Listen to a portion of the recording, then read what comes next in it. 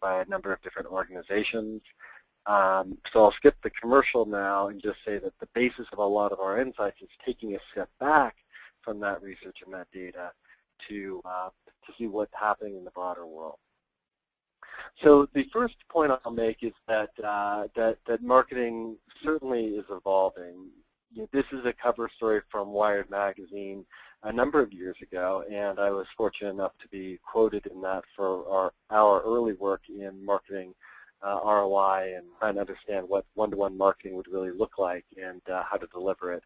But I think that now 15 years into since this story was written, we really have much more data, more personal information. We also have a much more fragmented media landscape with literally thousands and thousands of different touch points where marketers can place their messages, and a higher customer expectation that you know who they are and that you're responding to them in a more personal, direct manner based on their needs. And at the same time, we have marketing, because of this need around conversation and because of the speed and competitive pressures, we see just this relentless pace where marketing is moving at a much more real-time basis. And gone really are the days where a marketer would just set their marketing plan a year in advance and let it ride. There's just far too much going on, and you lose too much competitive advantage if you aren't adapting your campaign as the course of the year is unfolding.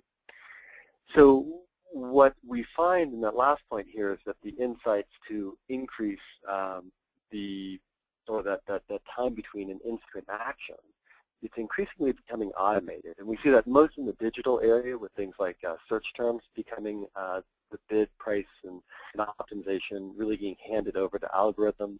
We see that with real-time bidding. And I think we're going to increasingly see that in more and more areas of marketing. You'll certainly see that moving more and more into what we would have considered the traditional marketing space wherever that's possible. So, with that as the background, as we looked across our database of billions of dollars of marketing spending, we became very interested in the question of what is the gap between peak performance and average performance.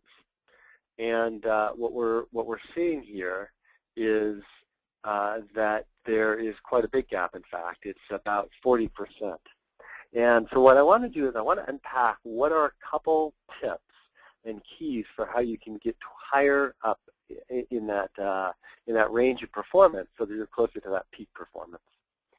The first observation I'll make is that that annual budget planning that might happen if you're on an annual calendar somewhere in July through September is really giving way to an optimized plan that's analytically driven, but that is designed for flexibility so that as those campaigns run throughout the course of the year, there's the ability to do in-campaign, right-time, mid-course correction.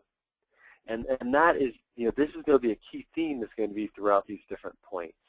So if you are looking at the marketing world today and saying, well, once we lock in our plan, there isn't any really flexibility, I would encourage you to go back to the drawing board because there are marketers out there that are doing very large campaigns, spending lots of money, and yet they're able to build into flexibility and still get some of the cost efficiencies. And there's a whole art to that, negotiation, but it's happening more and more. So let me go ahead and, with that as the background of what we're seeing in the landscape, I'm going to talk now about the 5 keys to get better ROI from your cross-media allocation.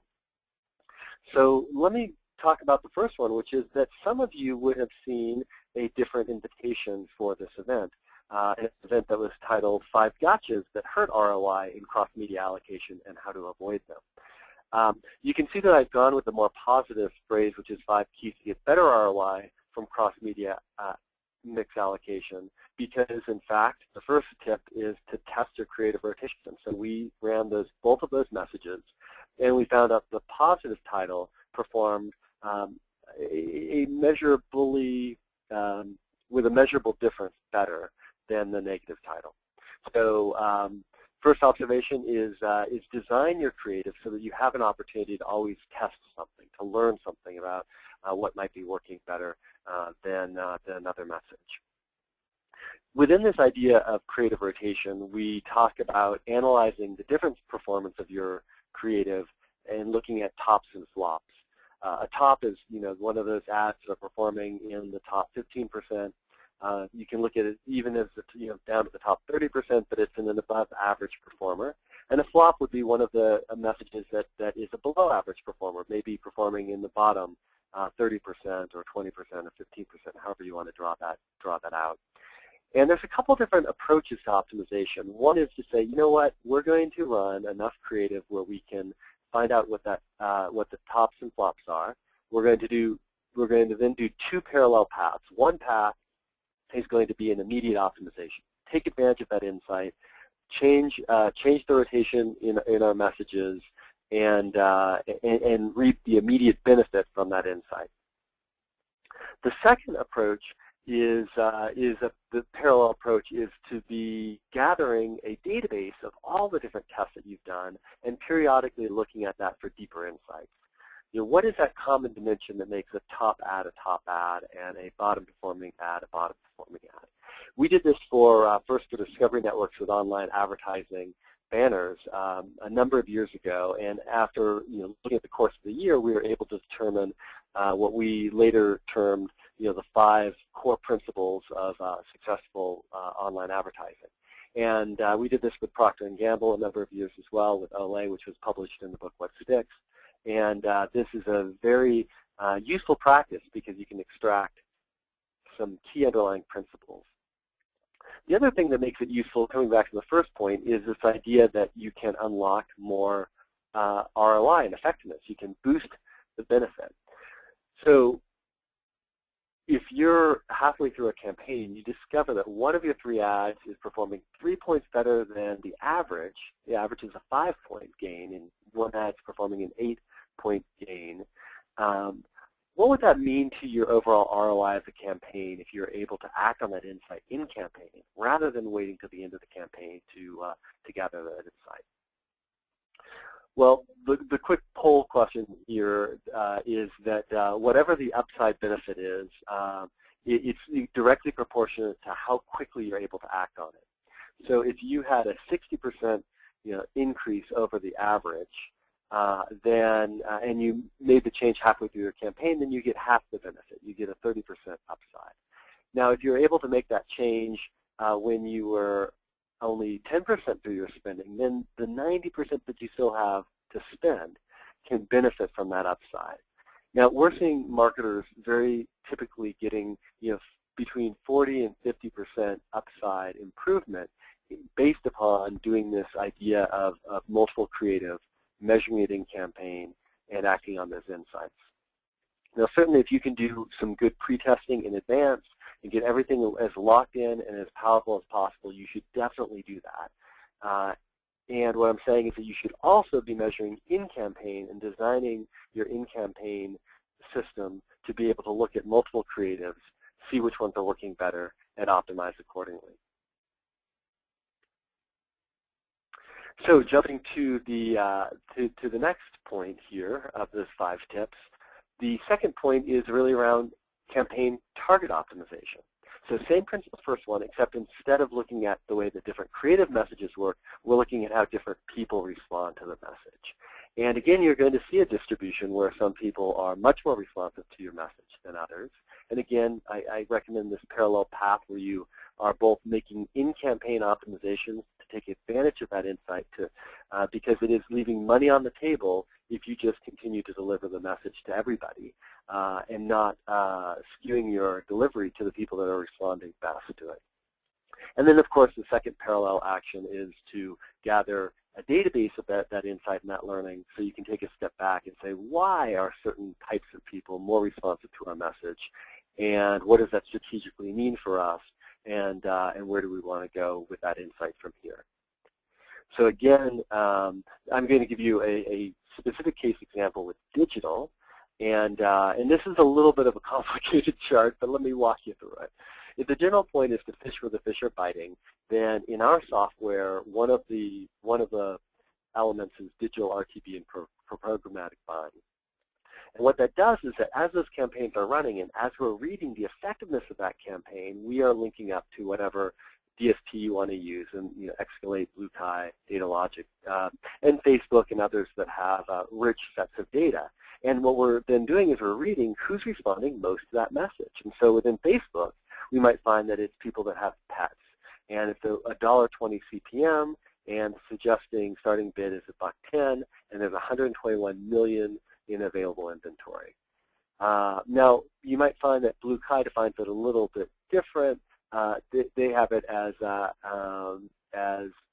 households with pets at $2 CPM, and Escalate has it as the lifestyle suburban. And what our algorithm is going to be doing is it's going to go through and say, well, how are these different targets and these segments that exist out there responding? Which ones really represent the best value and balance of inventory? And what's a combination of ones that we'd recommend that would allow you to skew your delivery of your message towards the people that are most responsive at the best ROI?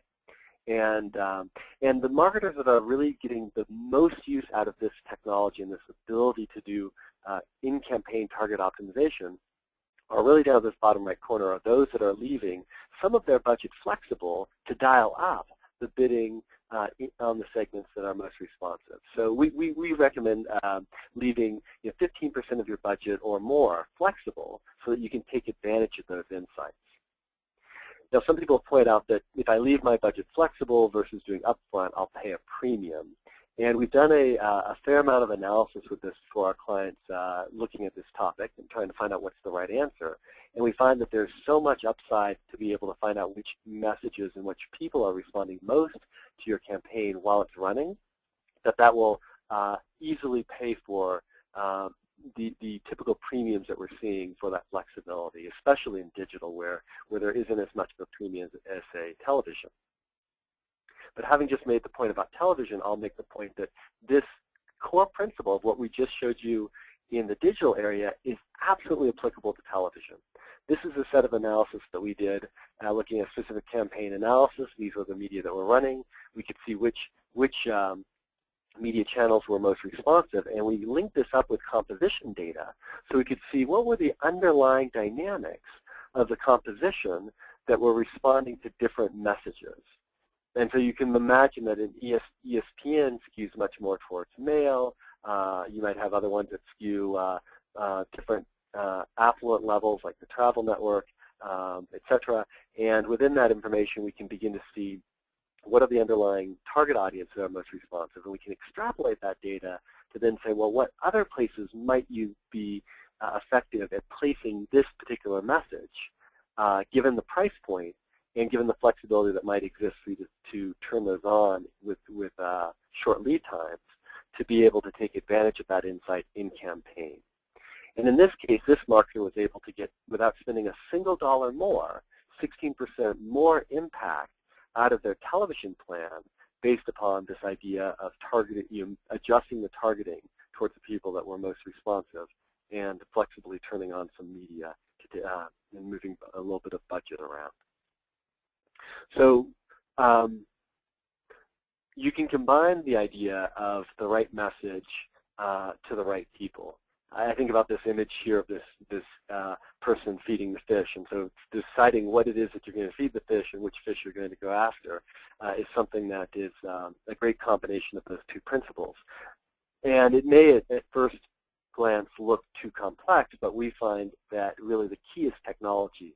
If you have the right technology to find the right target audience and find the right messages and manage that part, then this becomes an amazing competitive advantage and the ability to scale this kind of an insight to unlock more ROI. Let me give you a look at this, what this technology looks like. This is the technology that we use at Marketing Evolution for our clients, and you can see up here the different creative units. We can look at different segments that they have, like family-focused, budget-conscious, career-driven, so you can use your own segmentation. We're able to look at all the different media. This is the TV media here, and the composition breakdown against that segmentation. And we can then overlay which ads, the ad A, B, and C here versus the optimized ads, which ones were working best. And if you look really closely at this, and I know this is a bit of an eye chart, what you'd see in the optimized plan is in some cases ad A really is getting dropped because it isn't working very well. And the optimization then is between ad B and C. And the mix between B and C actually varies from what you might see over at a male-skewed ESPN versus more of a family or female-skewed E-entertainment. You're going to get a different mix because women and men are responding differently to ad B and ad C. So this again is all automatically driven in campaign while the analysis is happening. And in this particular case with this marketer, we saw an increase in 27% of the impact without spending a single dollar more based upon that in-campaign optimization. The third point out of the 5 keys is to get ahead of the parade. So a lot of the insights I've just given you so far are really while you're in the middle of the campaign. But what if you could use a system to apply best practice proactively before the campaign started so that the place where you began was already pretty well optimized? And then, of course, you can still achieve in-campaign optimization, but you're starting from a higher level to begin with. So just to apply one of the principles here, in this webinar, we tested the message, and we found that a positive message generally worked better for a webinar than a negative message. That could be a best practice that I could have applied at the very beginning of the campaign. And what I could have tested instead were different versions of 2 positive messages. And now I'm already starting out at a higher optimal level, and I'm gaining more insights. Unfortunately, what happens in most marketing organizations today is that ROI insights come at the end of the campaign as part of a post-mortem evaluation after the campaign's dead and gone and there's nothing you can do about it. And there's some effort to then apply that to the next campaign cycle, but those are usually ad hoc and ill-defined. And so the point about getting ahead of the parade is to think about the timeline and make sure that you're getting insights. And unfortunately, when we look at customer insights and the briefs written, we're not seeing ROI research applied in those. Marketing brief development, again, usually missing there. The creative concept development, those insights usually aren't getting to the creative people at the right time. And certainly in campaign analysis, many marketers aren't doing that either. And so what they're left with is their insights only coming at the end of the campaign, and that's too much of a rearview mirror. Seeing this problem, we decided, working with the ANA, we could outline what are those typical milestones that lead up to a campaign, how much lead time is there, and how do we organize our insights from each study so that they push the right best practice via email to the right people, specifically related to what's planned in this particular media campaign. So if mobile is part of the plan, then the best practice related to mobile and what we know about that should show up in the email inbox for the relevant marketers early on in the process so that they can take advantage of those insights and that knowledge. And that happens across every single stage of the process. And we call this the best practice engine. And this is an example of an email that I received in a campaign where I had logged in as a user. And you can see that email marketing, I'm getting the 10 best practices around email marketing. If I have out of home in there, I'm getting some insights about that part. If I'm even running the Super Bowl, I might have some specific insights. So these can be very tailored and targeted to what's specifically in the marketing plan and be smart enough to be delivered to the right people at the right time. So, I'm going to give you guys a quick poll and see,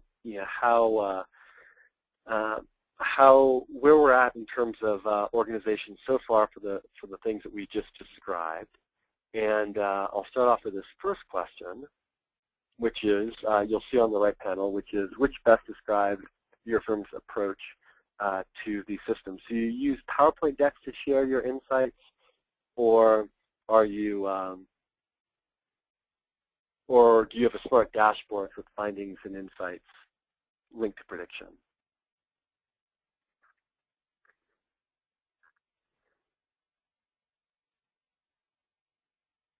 And it looks like I'll give you about 10 more seconds here for the rest to vote. Most people have voted now. So it looks like almost,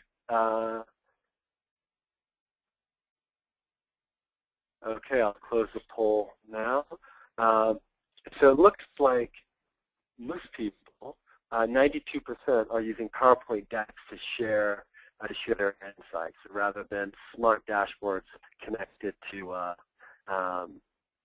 predictive analytics. I'm going to go through two more questions of the poll, and it's going to lead into the next section here. So let me see which best describes your approach using measuring sales and other lagging indicators versus measuring leading indicators that predict what sales are going to be.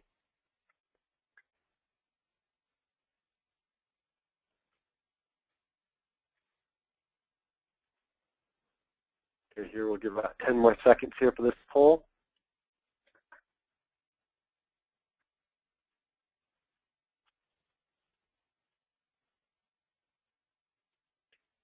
Okay, so we've got 80% using sales and lagging indicators and 18% with leading indicators. Okay, we're going to get to one last poll question here. And this, again, is related to using spreadsheet and flow as your flow chart versus using a web-based marketing calendar that's integrated with prediction.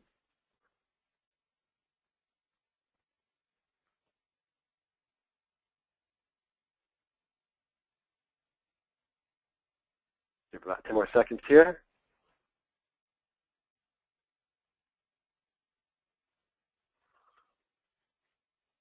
Okay, well, it looks like everybody is using, so far, using spreadsheets and flowcharts, and I'm going to show you some new ways of thinking about some of these topics here. So this is a broader panel of what we would now define as leaders versus laggards in terms of the technology systems. And your fourth point here is to use systems for real-time, right-time ROI management across all media.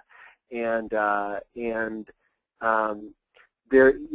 there's a small vanguard of companies that are out there really doing things like using leading indicators to predict sales and profits.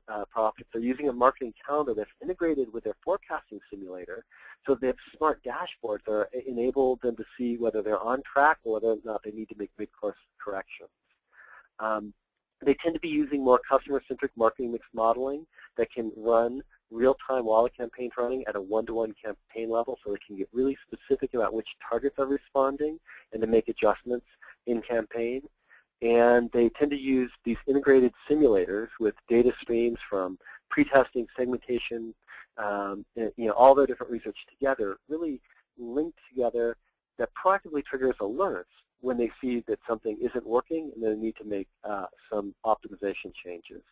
And finally, they're storing their best practices in an intelligent database that matches the right insights under the conditions and circumstances of the campaign's running, so it delivers it to the right people early on in the process to take advantage of the learning, as opposed to best practices being stored on as documents and intranets where they're just simply not accessed very often.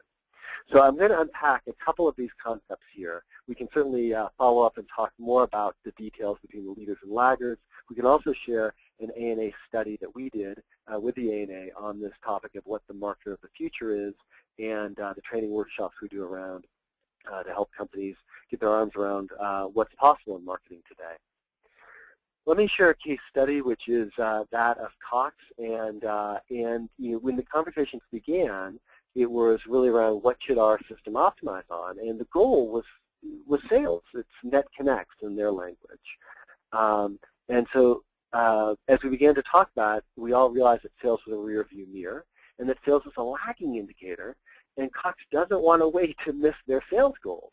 So sales it wasn't the right metric to be optimizing in campaign around, because by the time they came in, it was too late to do anything about it. So this is from a case study we can make available to you if you want to drop me an email.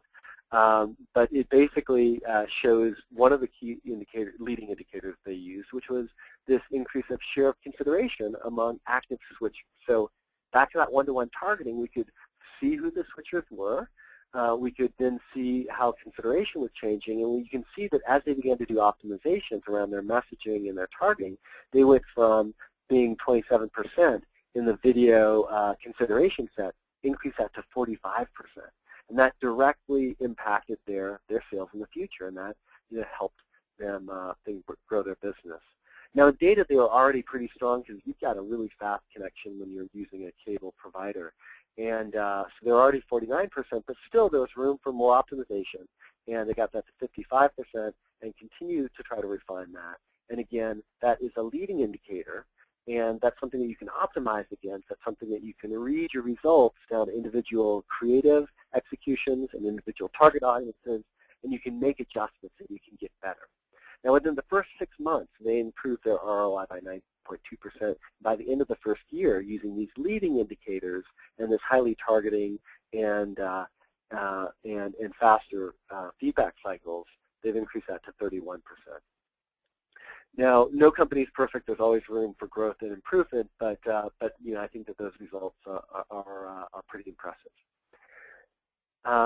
When we talk about the system, I think one of the issues is that increasing marketing ROI is actually pretty hard. You can think about this guy pushing this rock up a hill.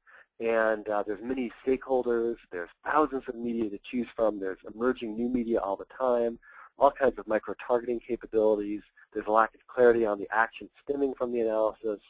And ultimately, we can add in mixed models, copy tests, sales data, impression to click, and the other data sources. But that's almost like a little bit of wind trying to blow up this rock up a hill. It's difficult. Our perspective is that the underlying problem is that we haven't designed our marketing systems to make it easy to increase marketing ROI, and therefore we're pushing the rock up a hill.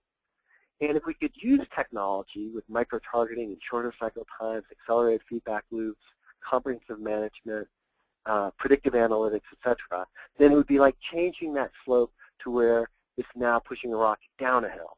And once you get that rock going, once you get that system in place and the organization working with that technology, and once you get that rock rolling, it becomes easy to keep it rolling. So I want you to think about the system that makes increasing ROI as being a couple of different things. I want you to think about it being that web-based marketing calendar instead of the spreadsheets. Because what happens is if you have that marketing calendar in real time, you can connect it with your agency. You can see where there's committed spending and where there's money still to move around. You can tie it into the predictive analytics thing, which can tell the agency and your partners what changes to make in your buying right now. In fact, you can automate and streamline a lot of that process and speed that up. I want you to think about a mission control dashboard that's telling you what's working, what's not, and where to make those adjustments.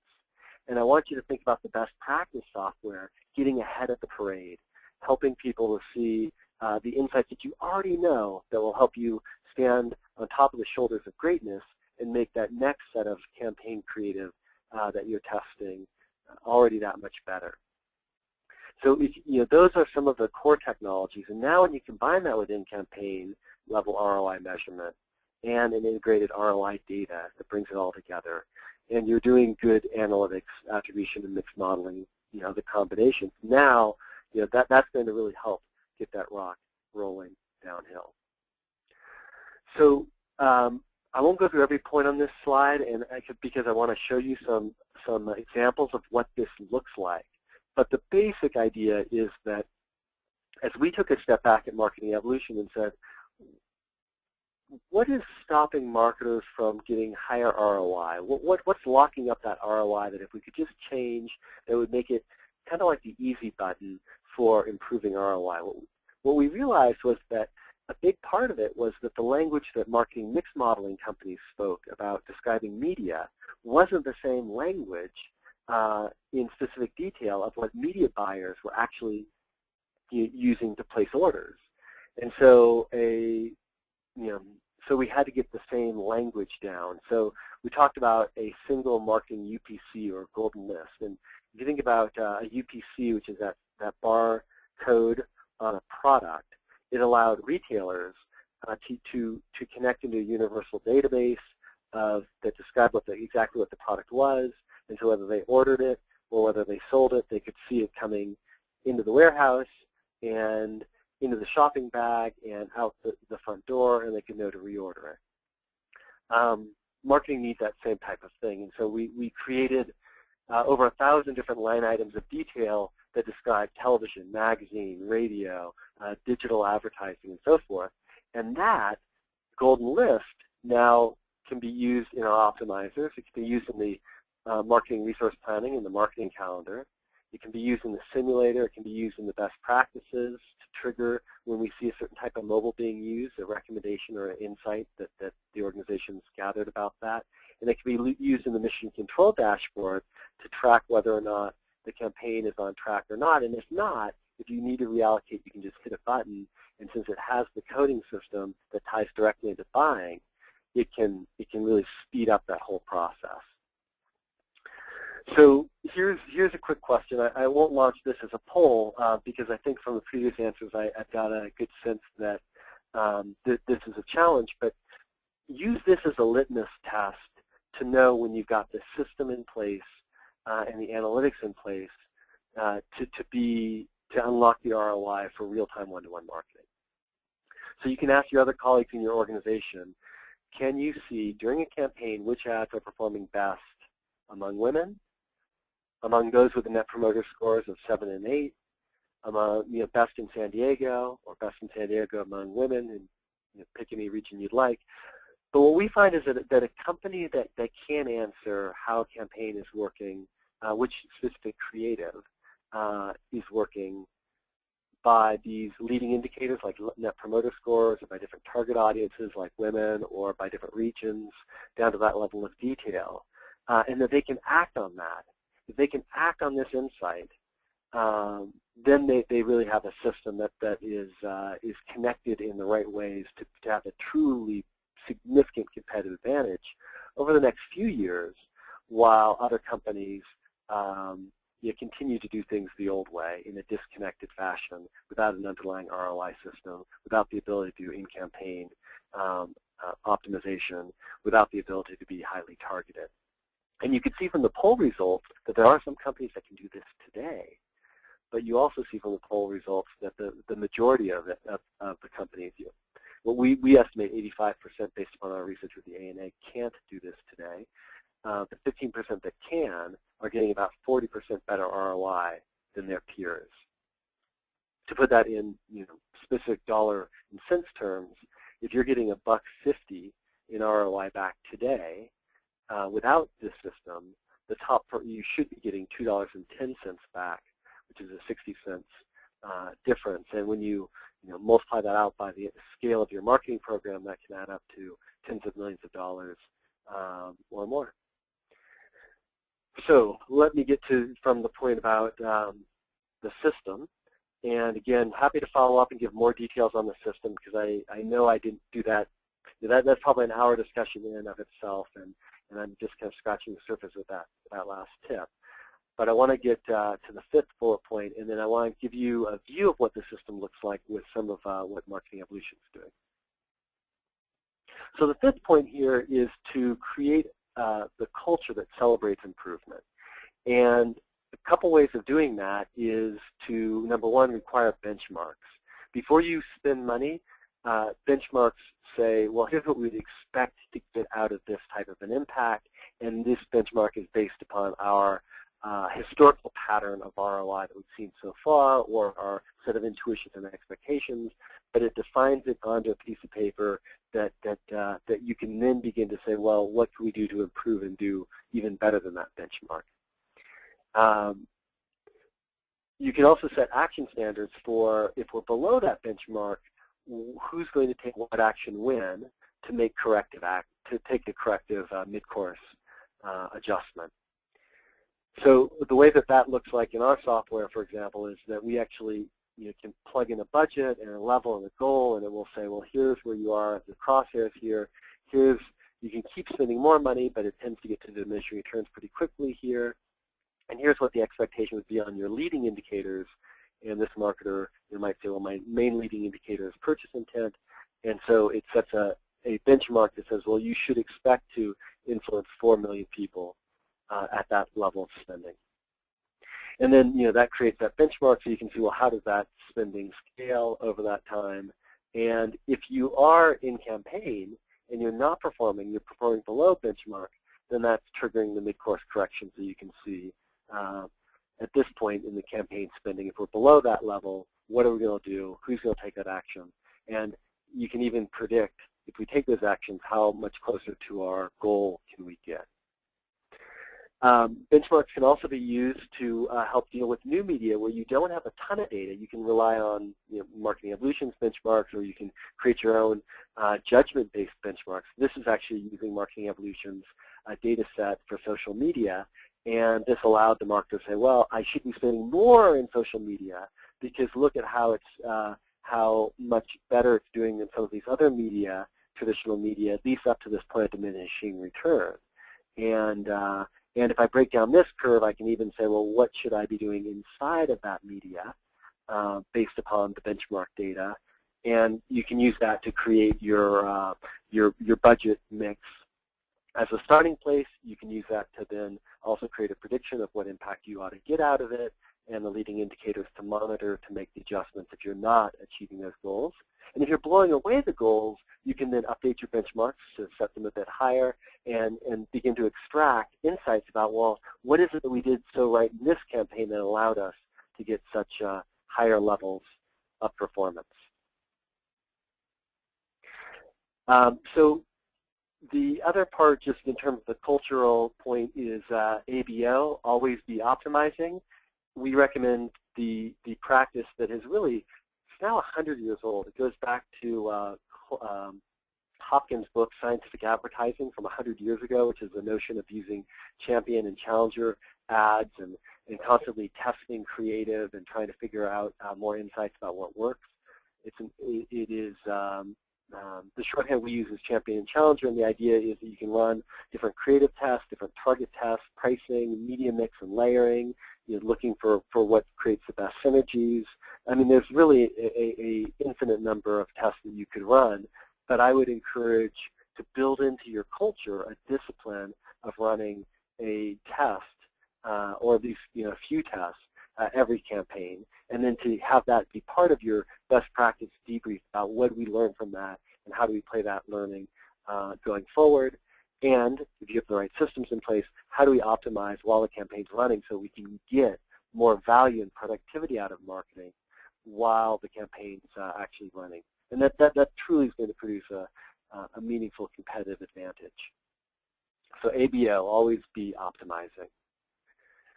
So wrapping up the checklist part, and then I'll transition to what Marketing Evolution is doing about this and give you a bit of a view of some of the systems that we've seen as pretty important. Use leading indicators. Tie improvement to business bonuses. This is a great way to encourage testing and a discipline of optimization. Appoint a senior level marketing champion. This is someone who is going to make a cultural statement about continuous improvement and is going to encourage action on the insights and will be the go-to person with new ideas and an innovation agenda. And then get the agency to follow the marketer's lead. We certainly see that great agencies will bring in independent analytic partners to you as a marketer. And if you're not seeing that type of response, I have heard a few marketers say to me in confidence, so I won't use their names, but they said to me in confidence that they're afraid of pushing for in-campaign optimization because it might upset the agency. Now, I'm not sure if that was a creative agency, the media buying agency, or what, but I was sort of shocked when I heard that because the agency works for you, the marketer, not the other way around, and there are millions and millions of dollars that are being left on the table. That 40% gap between average performance and the peak performance that marketers are getting when they can do in-campaign optimization and real-time adjustment, that is such a significant value. I mean, when we go back and look at the companies that were doing this well, 5 years or more ago, like Ford with the F-150, where they really took advantage of the insights and the knowledge to help make that launch a success. And they took the insights about how digital worked, and they applied them far faster than their competition. Ford estimated that was worth $631 million in incremental revenue and somewhere around $90 million in incremental profit. And it took 3 or 4 years for the competitors to catch up, so they had that sustained advantage year after year after year. I think we're looking at that same kind of advantage of the early mover around digital. We're seeing that as the early mover with this more in-campaign real-time optimization. So I would suggest that tying the agency's bonuses to the same ROI, leading indicator metrics, and in-campaign optimization will help create better alignment and achieve motion. And when we see the great alignment between the marketer and the agency in this kind of way, we see things move very, very quickly, and the agency begins to embrace the champion and challenger opportunity because they realize they're not going to be fired for bad news, they're going to be praised for finding new ways to get better results, and that's I think the key to success. So the third topic here, and the one I will wrap up with in the next few minutes, is really about what Marketing Evolution is doing about it. I'd encourage you to take a look at our website. There's a 90-second video here, and I'm going to play this, but we'll see how the sound works.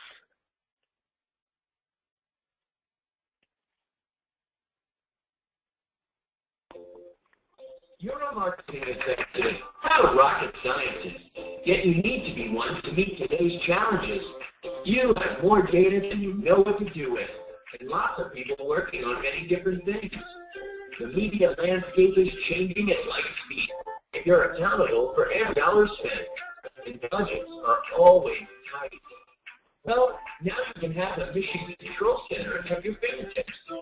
Marketing Evolution's dynamic decision-making platform brings together marketing processes, people, and data so you can truly manage your marketing ROI for the first time. Marketing Evolution's vision control is a cloud-based platform combining what-if scenario planning, best practice marketing execution, and in-depth ROI measurement.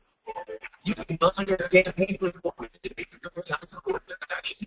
The vision control dashboard will even send automated messages to the right people to execute your changes. And after the campaign, what you've learned about ROI is integrated into the system to help plan your next campaign. The result, an intelligent marketing platform giving you visibility, predictability, and control wherever and whenever you need it. Want to take control of your marketing?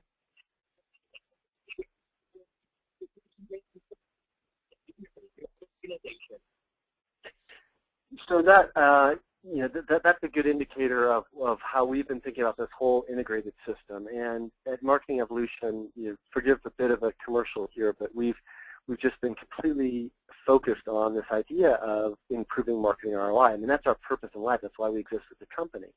And what we realized is that we had to get out of our box of just delivering the analytics and the reports, and we had to really begin to figure out what were the barriers that were keeping marketers from achieving higher business results. So certainly integrated campaign level ROI optimization. We've been doing that for a decade now, and that's critically important. And it's there's a lot of great learning in the book What Sticks about what we learned, and case studies like the Ford F-150 and other great case success stories. But what we realized is that if we really wanted to truly live up to our mission of improving marketers' return on investment, we had to begin to really build out a system to remove the barriers that were making it difficult to make in-campaign optimization happen. And we need to make it easier. We wanted to be like the iPod of media planning and marketing optimization. That was our mission and our goal. And as CEO and founder, I've got the good fortune of being an independent company. And if we all, as a management team, believe this needed to be done, we put our money where our mouth was and have invested over $10 million in systems and technology, specifically in this area of trying to help make the ROI optimization faster and easier to use. What we also realized is that we had to move away from the region-based marketing mix modeling, which is the way that most people do it, because it wasn't fast enough, it wasn't detailed enough. And that there are plenty of great firms out there that are doing good marketing mix modeling, and I'm not saying anything that takes away from that work. We do some of that work as well, but really it's a rear view mirror, and it isn't fast enough to be able to do in-campaign optimization for individual targets of women in San Diego or people with high net promoter scores of 7 and 8 that are on the fence and we're trying to figure out how to make them as advocates and so forth. We just can see how we could get that out of this type of data. And so we really doubled down on our customer-centric mix modeling efforts. We developed a fair amount of patented and patent-pending IP around this area of how to do it really, really well and tied into systems. And we find that it's just inherently more useful to marketers. And I think that that's really what Forrester recognized when they called us out as a leader in this space, and really the only firm that was doing customer-centric modeling among all the different players here.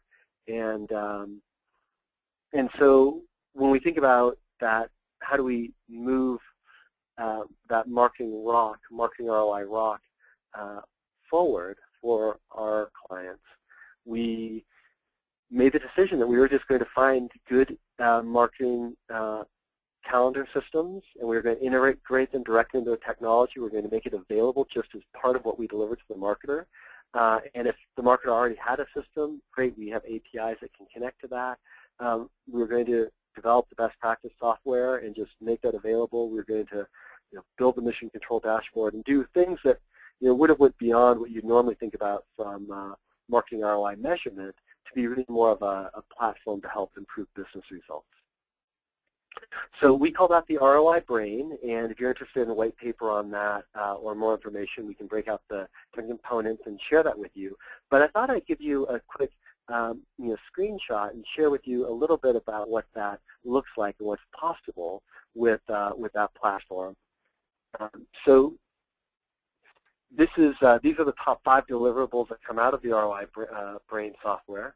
They're number 1, the ability to predict performance, to measure whether the marketing's on track to achieve the business goals or not, and whether external factors are affecting marketing, and whether or not you need to make some changes to get ahead of a competitive action, or a change in the economy, or a change in a variable that you don't directly control, but you can respond to with marketing. And then the second out of the 5 is the ability to do that in-campaign performance boost. What can you do right now to improve ROI? And to be able to see that, click on the button, and turn it into action. And then, of course, getting ahead of the parade, the pre-campaign planning, which allows you to get the best ROI mix based upon all the facts that you know at that time in place, can certainly help. And the ability to apply best practices and to get alerts that know when what media are being planned and can help you make the most, get the most value out of it. And then finally, our own in-person consulting and the strategy sessions that we do to try to get deeper into the why question of ROI, and to really bring in the insights of what you ought to be testing next and where innovation was going to come to help increase ROI beyond the current level. Those are the 5 things that most of our clients cite as being of highest value. So what this looks like, we call this interface the mission control dashboard, is your ability to scan across your portfolio of products and brands to find a portfolio optimization that says how to spin that the most efficiently because of the different halos it makes as across brands, and the ability to drill down and say, well, are there situations where I can take a campaign that's working within prediction and make it go from good to great? And if so, how to do that? Or is there any that might be in risk of missing the target that I can course correct and get back on target? And so this idea here of the good to great is a campaign that is performing above benchmark or around benchmark, but we find that there's insights. This is, by the way, the dark blue is what the benchmark would be. The blue line here is where you're currently performing, and the green indicates what you could achieve if you optimize across your creative and your targeting and your message and media mix, etc. And so this is that one-click ability to drill down deeper and to make a change pretty quickly. If any of you are interested in a fuller demonstration or discussion of how this works, with the external variables and what that, how that gives you indicators of changes, or how we drill down into motivations and message, etc., would be happy to do a follow-up conversation. But ultimately, what we found is we looked across over 300 different studies comparing the results of the mixed modeling approach, which is kind of high-level ROI, versus this very granular, over 1,000 different line items of detail, and integrated in this mission control dashboard. And we found that really, if a marketing mix model can produce a 20% improvement in ROI, then what we are seeing on average is 33.6%.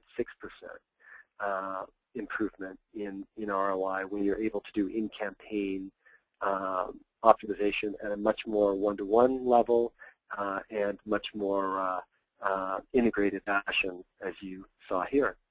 So we feel like we're accomplishing our mission, which is trying to deliver higher ROI for our clients, and hopefully that gives you a little bit of insight about 5 key tips for how to improve ROI in your own marketing campaign, and what we're specifically trying to do at Marketing Evolution to make that a lot easier for our clients.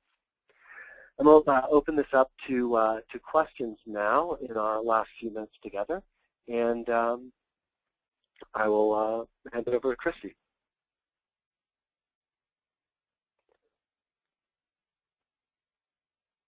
Okay, so the first question that I see here is related to how can marketers reconcile the desire for in-campaign optimization and the inflexibility of some media buys? And again, if you want to use the question tab to add additional questions, please feel free to do so. But the quick answer on that one is that it takes a little bit of time for, if you've already bought all your media up front and so forth, you should recognize that the first thing is that you can absolutely still do all of the creative rotation optimization we described in key number 1 out of the 5 keys. That is, you can also do the targeting piece within the what you already bought to match the right message with the right people. So those you can do right now, even if there was zero flexibility in the media planning. The second thing, though, is you can begin to plan ahead with your media buying agency, and we can help with this, which is to look at the mix that you buy up front versus what you leave flexible. So maybe you can't do it for the campaign that's going to run tomorrow, but the one that runs in a couple months from now that you're just beginning to plan, or as you come into upfront season next year, you can build in the understanding that you're going to leave more flexibility in place for the future. And we're, again, finding marketers, we suggest at least 15%. We're seeing some marketers do 25%. You can maybe take it up to, and we see some marketers actually doing 50% or more with flexibility as they get more and more comfortable with the ability to do the in-campaign optimization. Okay, so that was the first question. Second question here is, how do you accurately attribute non-digital advertising? So we didn't talk about this in great detail, but we have some white papers and be happy to have another deeper conversation about this. But what we're able to do is we're able to look at, because we're down to a customer level, we're able to see that customer who bought, what were all the different touch points that happened recently, and we're able to compare them to other people that didn't buy and look at what combinations of online, offline media most drive that purchase action. And so the 1-800-Flowers case study is a great one to look at online, offline synergies and how we go about breaking that apart. But we can see then that people who might live in this zip code that were exposed to out-of-home advertising were more likely to convert over to Google and to do a search and then convert to the website buy than people that weren't in those zip codes. And so we have a full view of the marketing plan and the calendar, and we code that all the way down to the zip code level and all the way down to individual level, probability of exposure based on where somebody lives and how they answer a set of questions and the Nielsen ratings that come in, and et cetera, et cetera. So deeper conversation there, but we have, certainly all the XMOS studies and so forth were the original breakthroughs on how to correctly attribute online and offline advertising together and to see synergies. So I think we have time for one more question here before we wrap up with our time together. And the question is, what is the additional cost incurred with such granular measurement? You know, interestingly enough, we tried to design our system to where it didn't cost much different from the major mixed modeling work that that might be done. It does cost a bit more because we are getting into individual level of detail, and we oftentimes are augmenting behavioral data with attitudinal data because we know that attitudes are an important leading indicator of behavior. And so the incremental cost that does exist comes around that component of the research. But the overlying system and technology and analytics as a whole, we've heard from clients, is pretty competitive with full ROI measurement from the traditional mixed modeling. Maybe a little bit of a premium, but the premium in terms of effectiveness and value is, again, we hear from clients, often well worth it. Well, so that wraps up our time together today. Thank you so much for taking the time to be part of this webinar. If you have follow-up questions and so forth, you feel free to email me, or if you want to tweet about this or share this link, we will make the recording available along with the slides and other information. And we look forward to hearing from you, and we look forward to sharing more insights in the future. Thank you all very much. Goodbye now.